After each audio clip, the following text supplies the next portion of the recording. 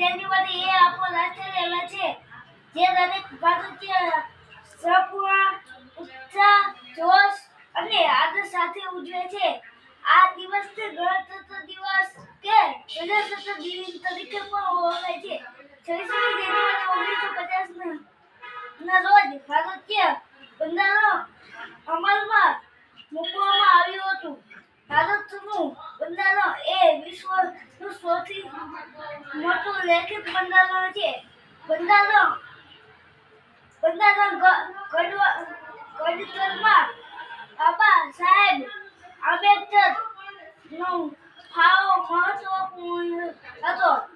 દેશના પ્રથમ રાષ્ટ્રપતિ ડોક્ટર રાજેન્દ્ર પ્રસાદે 26મી જાન્યુઆરી 1950ના રોજ 21 બપોરની સલામી સાથે ધ્વજારોહણ કરીને ભારતને પણ ગણતંત્ર ઘોષિત કર્યું. જય હિન્દ, જય ભારત.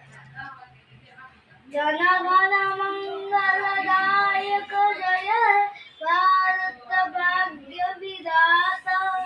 જય હે, જય હે, જય જય જય જય હે ભારત માતા કી જય.